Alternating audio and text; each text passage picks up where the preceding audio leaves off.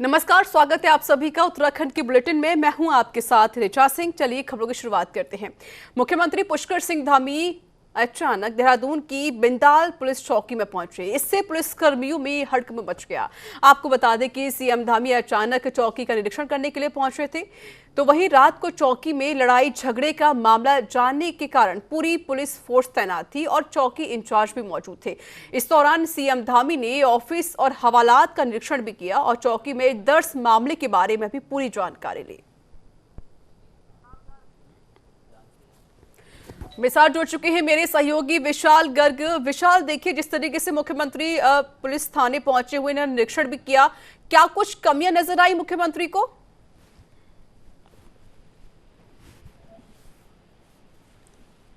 विशाल, आपको मेरी आवाज मिल रही है?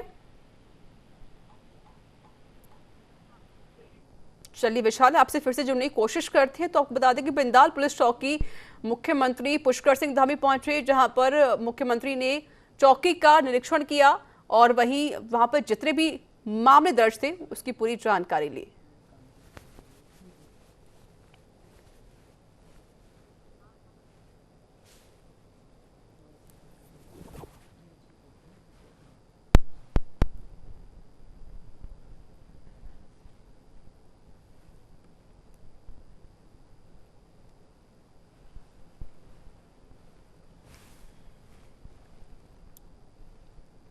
तो आपको बता दें कि मुख्यमंत्री पुष्कर सिंह धामी बीती रात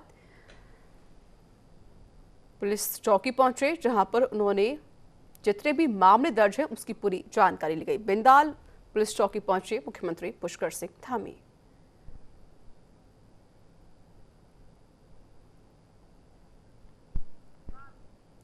और मेरे साथ जुड़ चुके हैं मेरे सहयोगी विशाल गर्ग। विशाल, देखिए जिस तरीके से मुख्यमंत्री पुष्कर सिंह धामी ने चौकी निरीक्षण किया है, क्या कुछ कमी नजर आई और साथ ही साथ निरीक्षण करने की वजह क्या रही है?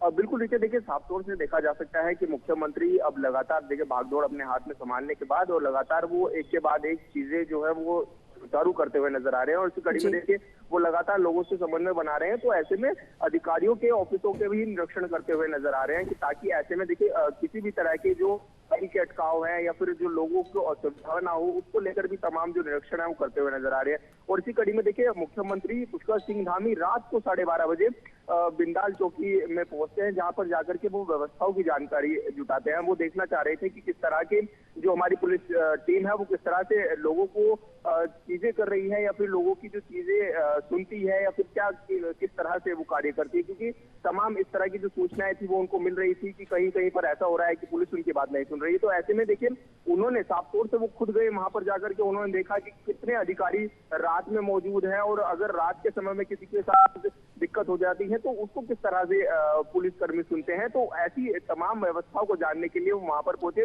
जहां पर उन्होंने ऑफिस के तो निरीक्षण किए ही, साथ ही उन्होंने हवालात के भी जाकर के जायजा लिया कि वहां पर किस तरह की व्यवस्था है, किसी तरह की कोई दिक्कतों का सामना तो बहुत ज्यादा नहीं करना पड़ता है या लोगों को। और उन्होंने वहां पर जाकर के उनके रजिस्टर भी चेक किए, जहां पर उन्होंने पिछले 10 मामलों की जानकारी ली, किस तरह के संबंध में क्या क्या कार्यवाही हो रही है।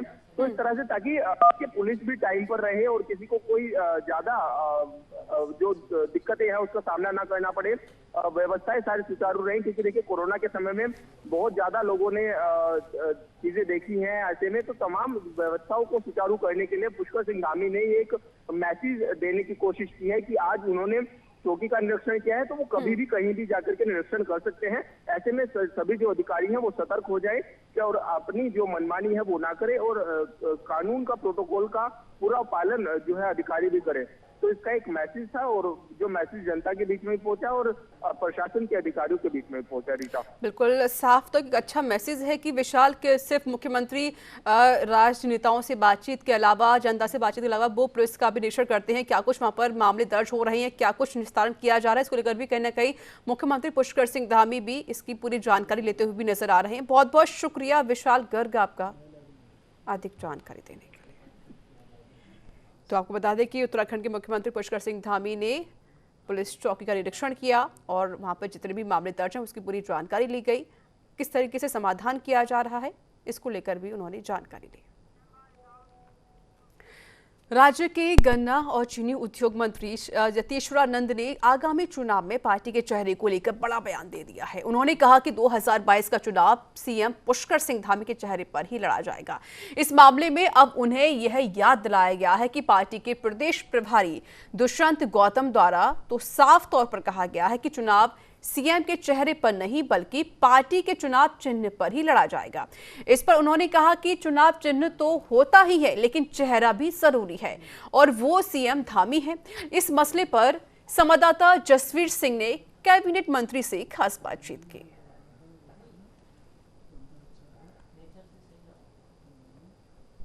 बयान देकर सनसनी फैला दिया। उन्होंने कहा कि मुख्यमंत्री पुष्कर सिंह धामी के नेतृत्व में अगला चुनाव लड़ा जाएगा, लेकिन दूसरी तरफ उनके प्रदेश प्रभारी साफ तौर पर कह चुके हैं कि हमारा चुनाव जो होगा वो प्रदेश के मुख्यमंत्री के नेतृत्व में नहीं बल्कि जो हमारी पार्टी है उसके चुनाव चिन्ह पर होगा। अब बात करेंगे सर, आपने कहा है कि चुनाव चिन्ह पर नहीं, प्रदेश का जो चुनाव लड़ा जाएगा वो कहीं ना कहीं मुख्यमंत्री के चेहरे पर लड़ा जाएगा। चुनाव चिन्ह तो हमारा भारतीय जनता पार्टी का कमल का फूल है, क्यों जी, लेकिन इस समय हमारे माननीय मुख्यमंत्री पुष्कर सिंह धामी जी हैं।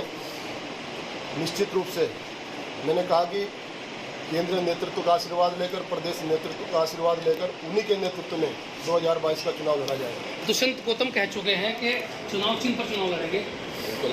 चुनाव चिन्ह पर तो हमेशा चुनाव लड़ते हैं, यानी चेहरा पुष्कर सिंह धामी रहेंगे। हाँ, मुख्यमंत्री हैं पुष्कर सिंह धामी जी हमारे।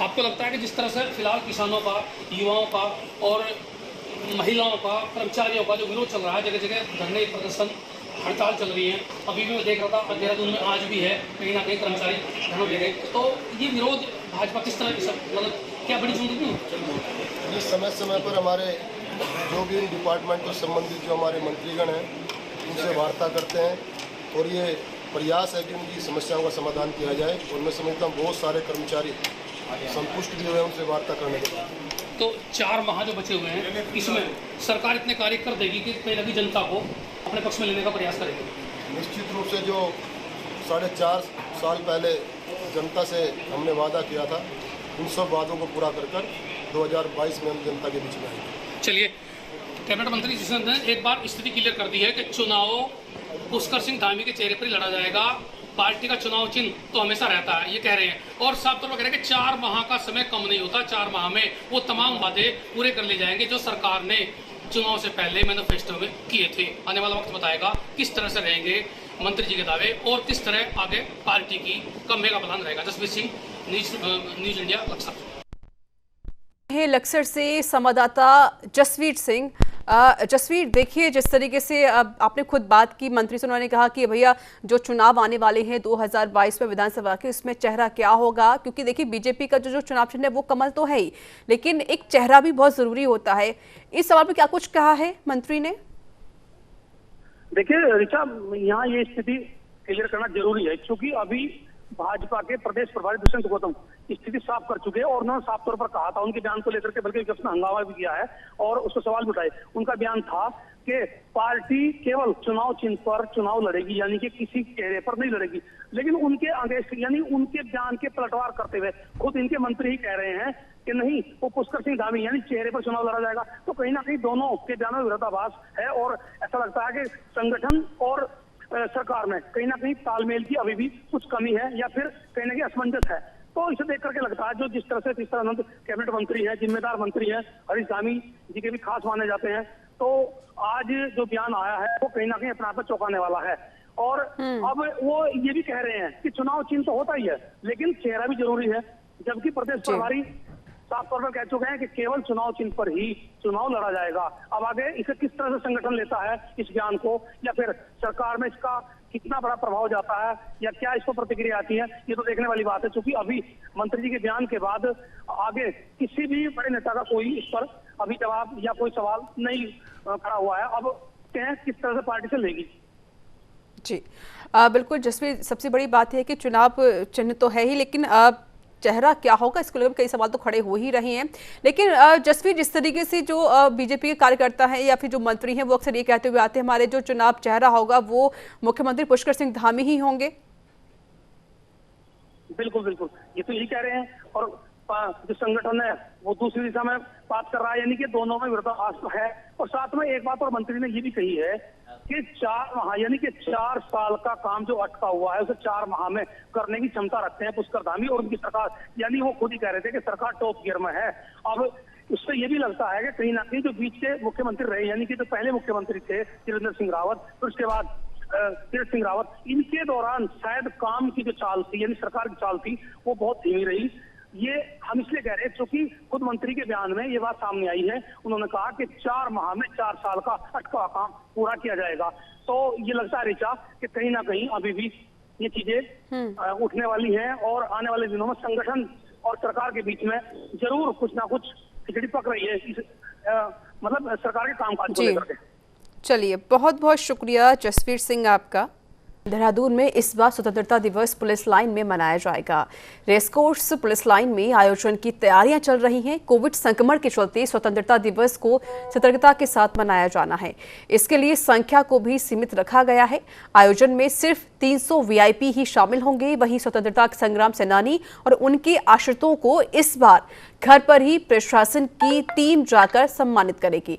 इसके साथ ही जो लोग आयोजन में आएंगे उनको मुख्यमंत्री की ओर से पुरस्कृत भी किया जाएगा। जिलाधिकारी आर राजेश कुमार ने बताया कि इस बार स्वतंत्रता दिवस पुलिस लाइन देहरादून में मनाया जाएगा और कोविड के चलते सुरक्षा के हिसाब से तैयारियां की जा रही हैं। लोगों की संख्या को सीमित रखा गया है। 15 अगस्त के सेलिब्रेशंस जो है अभी पुलिस लाइन में होगी इस बार। और कोविड गाइडलाइंस के दृष्टिगत जो है इस बार नंबर में भी हम लोगों ने कैपिंग किया है। 300 जो महानुभाव हैं उनको ई इनवाइट के माध्यम से आमंत्रित किया जाएगा पुलिस लाइन में। और बाकी जो स्वतंत्रता संग्राम सेनानी हैं एवं उनके आश्रित हैं उनको प्रशासन की टीम जो है स्पॉट पे जाके उनको पुरस्कृत करेगी। और जो माननीय मुख्यमंत्री जी के करकमलों से जो पुरस्कृत होंगे उनका हम लोग RT-PCR या रैपिड एंटीजन टेस्ट करवा के उनको उनका पुरस्कृत समारोह जो है होगा। उत्तराखंड के मुख्य वन संरक्षक राजीव भरतरी सीमांत क्षेत्र खटीमा के दौरे पर पहुंचे, जहां खटीमा के सुरई और खटीमा वन रेंजों का दौरा किया। इस अवसर पर वन क्षेत्रों में आगामी वन विभाग की परियोजनाओं को लेकर निरीक्षण किया गया, जहां उन्होंने वन अधिकारियों को आवश्यक दिशा निर्देश भी दिए। साथ ही खटीमा वन रेंज के चकरपुर क्षेत्र में इस मॉडर्न क्रूज स्टेशन को खोला जाएगा। वहीं मीडिया से रूबरू होते हुए मुख्य वन संरक्षक उत्तराखंड राजीव भरतरी ने बताया कि इन दिनों अपने कुमाऊं दौरे पर निकले हैं, जिसके तहत उन्होंने तराई पूर्वी वन प्रभाग के सीमांत खटीमा वन क्षेत्रों का दौरा करके वन विभाग की प्रस्तावित योजनाओं को लेकर निरीक्षण करके आवश्यक दिशा निर्देश दिए हैं। तराई फॉरेस्ट डिवीजन जो है उसके अंतर्गत ये खटीमा और सुरई 2 रेंजें हैं, यहाँ का निरीक्षण किया गया। और इसमें जो है एक तो model fire crew station Chakarpur में उसको स्थान चयन किया गया है। तो वहाँ पे जितने भी हमारे ये जो अग्नि सुरक्षा दल हैं और मानव वन्यजीव संघर्ष न्यूनीकरण के लिए जो भी उपकरण वगैरह हैं उसको रखने के लिए और एक ऐसा संगठित उस स्थल पे तैयार किया जाएगा कि जो कि वन विभाग किसी भी आकस्मिक स्थिति में सहयोग प्रदान। देहरादून जिलाधिकारी डॉक्टर आर राजेश कुमार ने स्मार्ट सिटी के कार्यों का निरीक्षण किया। साथ ही स्मार्ट सिटी लिमिटेड के अधिकारियों और कार्यदायी संस्थाओं के अधिकारियों को कार्यों के समय पूरा करने के निर्देश भी दिए गए हैं। साथ ही जल्द से जल्द कार्यों को पूरा करने के भी यहाँ पर निर्देश दिए गए।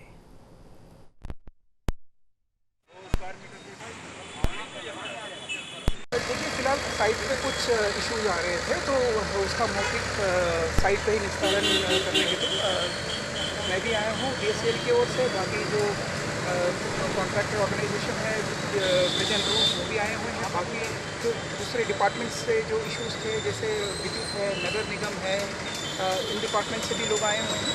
तो अभी हमने कोशिश की है कि जो जो इम्पोर्टेंट पॉइंट्स हैं जो जहाँ पे इश्यूज आ रहे थे उसको मौखिक निस्तारण करने के लिए कुछ सॉल्यूशन साइट पे निकले हैं। कुछ सॉल्यूशन हम बैठ के इसका निस्तारण करेंगे।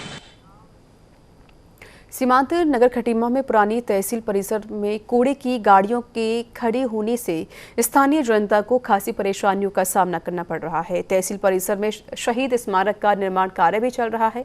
इसके बावजूद भी नगरपालिका प्रशासन ने पुरानी तहसील परिसर को नगर के कूड़े का डंपिंग जोन बना दिया है, जिसके चलते आमजन का जीना दुश्वार हो गया है और ऐसे में स्थानीय लोग तहसील परिसर में कूड़ा डाले जाने का विरोध कर रहे हैं। वहीं नगरपालिका ईओ मनोज दास ने इस संबंध में पूछताछ की तो उन्होंने नगरपालिका कूड़ा कलेक्शन ठेकेदार द्वारा कूड़ा इकट्ठा करने के लिए जगह दिए जाने की बात कही।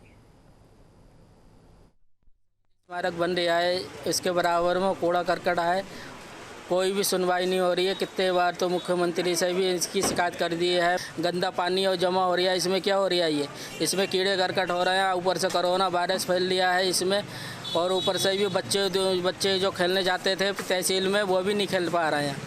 शहीद पार्क के अंदर तो नहीं है, उसके बाहर कुछ गाड़ियाँ खड़ी हो रही हैं। अभी जहाँ हमने प्लॉट ले रखा है, ठेकेदार ने जो प्लॉट ले रखा है हमारा कूड़ा रखने के लिए, उसमें एक छोटी सी पुलिया बन रही है। मेरे ख्याल से आज दोपहर तक बन जाएगी वो, तो एक आध दिन में हम गाड़ियाँ वहाँ भेजना शुरू कर देंगे, फिर गाड़ियाँ यहाँ शहर में खड़ी नहीं होंगी। प्रदेश में आशा कार्यकर्ताओं के बाद अब सरकारी अस्पताल में कार्यरत दाइयों ने सरकारी अस्पताल दाई यूनियन के तत्वाधान में तालीताल डाट पर जमकर प्रदर्शन किया। एक्ट 2 के प्रदेश महामंत्री के बोरा के नेतृत्व में सरकार के खिलाफ जमकर नारेबाजी की गई। इस दौरान मासिक वेतन का लंबित भुगतान समयबद्ध करने समेत अन्य समस्याओं के निराकरण की मांग की गई। हम सेम करते हैं, लेकिन ये हमारे साथ ऐसा छलावा कर रहे हैं सारी बहनों के साथ, और कुछ किसी का कुछ पैसा बढ़ा देते हैं तो सोचते हैं कि बाकी लोग सारा फ्री में काम कर लेंगे, और सारी आंगनबाड़ी, भोजन माता, आशा और दाई माता, ये सब इनको एक ही में दिखा देते हैं। कहते हैं कि ये एक ही है और एक की लड़ाई होगी तो एक ही का, जबकि सबका अलग अलग काम है। चौवट्टाखाल क्षेत्र में आदमखोर गुलदार के हमले लगातार बढ़ रहे हैं। गुलदार आए दिन किसी न किसी को या घायल कर देता है या फिर अपना निवाला बना लेता है। पौड़ी जिले के एकेश्वर विकासखंड में भी इस तरह के मामले लगातार बढ़ रहे हैं। आपको बता दें कि देर शाम को घास लेने गई इसोटी गांव की सावित्री देवी पर गुलदार ने हमला कर दिया। हमले में महिला गंभीर रूप से घायल हो गई। प्रदेश कांग्रेस सचिव युवा नेता कविंद्र ईस्टवाल ने कहा कि कब तक लोग ऐसे ही अपनी जान का खतरा मोल लेते रहेंगे, लोग बेमौत मारे जा रहे हैं। उन्होंने कहा कि सरकार इन गुलदारों को मारने के आदेश दे।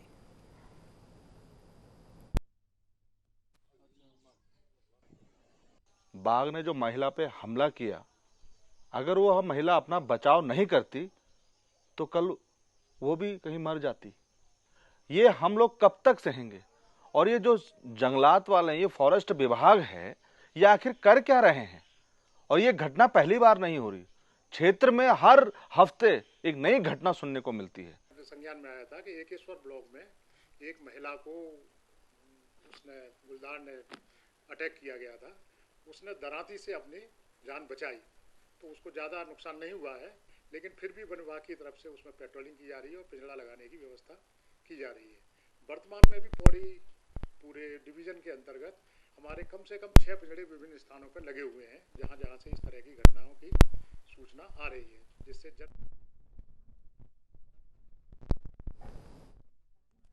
सुरक्षित रह सके। ऋषिकेश में विस्थापित कॉलोनी के पास गंगा किनारे संदिग्ध परिस्थितियों में एक बच्चे का शव मिला। बच्चे के गले में रस्सी बंधी हुई मिली, जिससे हत्या की आशंका जताई जा रही है। पुलिस ने शव को गंगा से बाहर निकालकर एम्स की मोर्चरी में रखवा दिया है और पुलिस पूरे मामले की जांच कर रही है। मैं यहाँ पे जंगल में चौकीदार हूँ, तो यहाँ से बिल्डिंग वालों का जो चौकीदार है उसने मेरे को बताया कि एक बॉडी जो है हमारे नीचे गंगा जी में फंसी है। तो उसको देखने के लिए फिर पार्क वाले भी आए, पार्क वालों को भी सूचना दी गई, तो रेंजर साहब वगैरह भी वहाँ के आए हुए थे। इसको देखा तो फिर इसके बाद जो है पुलिस को सूचना दे दी गई है। अभी तक पुलिस पहुँची नहीं है। ये तो पोस्टमार्टम या पुलिस ही बता पाएगी सही से। हम तो जितना देखा उतना बता सकते हैं कि ये बच्चे की बॉडी है जो कि यहाँ तैर रही है। हाँ, मैं यहाँ पे जंगल में चौकीदार हूँ, तो यहाँ से बिल्डिंग वालों का जो चौकीदार है उसने मेरे को बताया कि एक बॉडी जो है हमारा तो इसी के साथ उत्तराखंड के बुलेटिन में इतना ही। देश दुनिया की तमाम खबरों के लिए देखते रहिए न्यूज़ इंडिया। दीजिए मुझे इजाजत। नमस्कार।